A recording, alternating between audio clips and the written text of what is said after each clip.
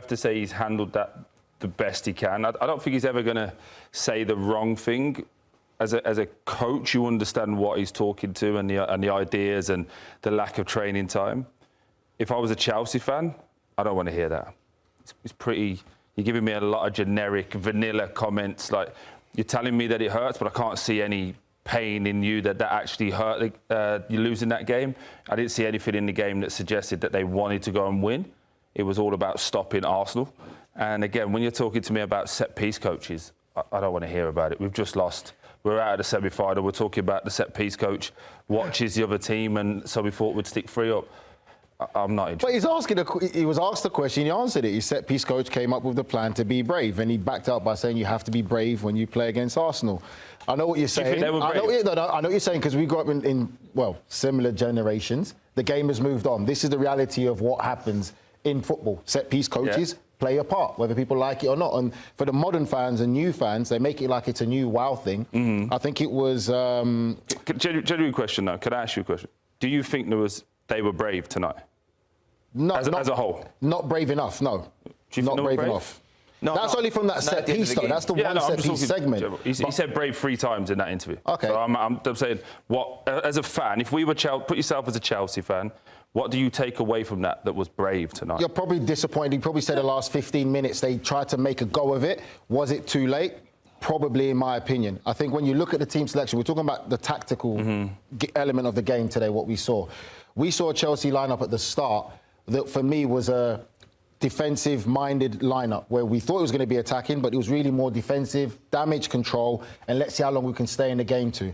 Then when you bring on the likes of a Cole Palmer and an Esteval, that's when you're trying to say, OK, now you're trying to free up and bring this game forward. And when you look at it again, you look at the starting lineup, we saw Delap, who we thought would be a target man, who most of the time ended up as a right midfielder. Gusto would go back into kind of like a back 4 row. And then they will just basically damage control. I think Esteval obviously is the one asterisk, because we know that he was in Brazil. So him coming back, it was great to see him even on the bench. Are you frustrated, though, that we don't see some of these players starting? Because this isn't the first time that we've had to see attacking changes under Mourinho. No, my frustration is when we talk about being brave, and there's a very thin line between being brave and being stupid, right? So if they tried to go out and score 5 against Arsenal and lose 3-0, we'd all be saying he doesn't know what he's doing. So it's a very thin line.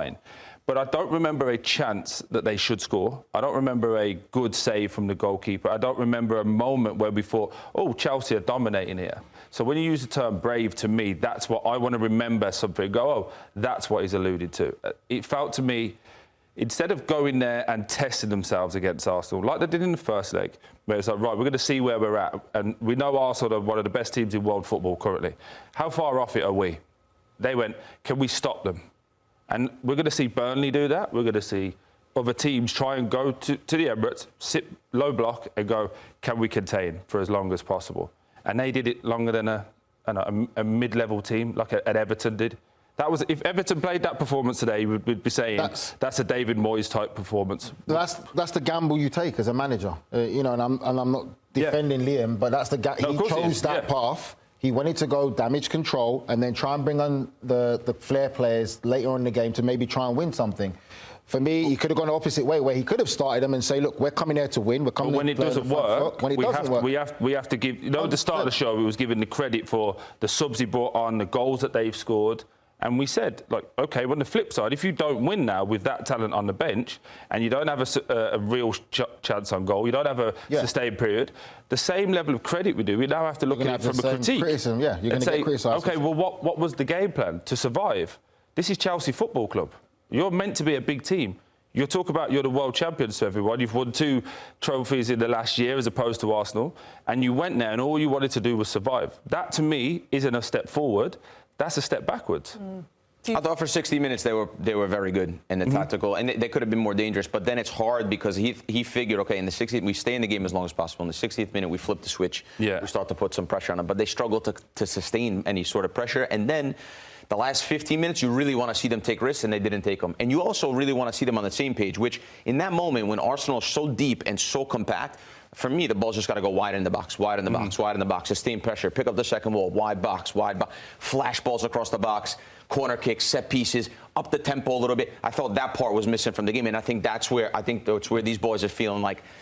But again, it was not a good feeling at the end of the game because they didn't really ask that many questions. Are you saying because but that's credit to Arsenal too. Arsenal kept them far from the goal. You know, it didn't feel like they were running out of time. It felt like even if there was 10 minutes added on, we could play for 10 more days. We could have still been in the same situation. It plays to the part of what Liam said about not having enough time to coach and train your players, because that plays a part. You've been a manager, you know it. That when you get on the pitch, when you get to be on the pitch to view your players, to get them to understand what you want, your style of system, you need time on the pitch. And then from Arsenal's perspective, I would have to say Arsenal never looked like they were going to concede a goal. They never looked like they were vulnerable. Flip that on its head then. It's the first time this season they've played 3 at the back.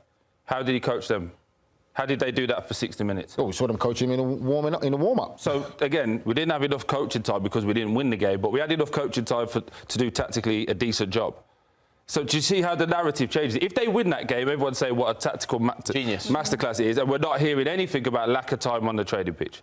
As soon as you lose, it's like a go-to answer, and this is the bit I get frustrated with. Stop lying to us. Like, you've played 3 at the back for the first time this season. Congratulations. Yes, you haven't had enough time to go through every single detail that you want to, but you still had enough time to get that message into the players, and they stood on their business for 70 minutes. They did a good job. Yeah. And now it's like, oh, we didn't have enough time on the pitch. I would like to know what the actual rules are as a manager of what you have to give to the media and what you don't have to give to the media in terms of time. I'd never speak to them.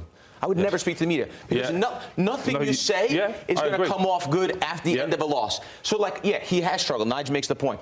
8 games in a short amount of time, hasn't had time to train. That's the reality of the situation. But when you say it after a loss, after you've just been knocked out of the semifinal, nobody cares. And in fact, it kind of makes you like you're making excuses, whether it's a valid excuse or not. So, at the end of the game, if I was ever a manager, I would give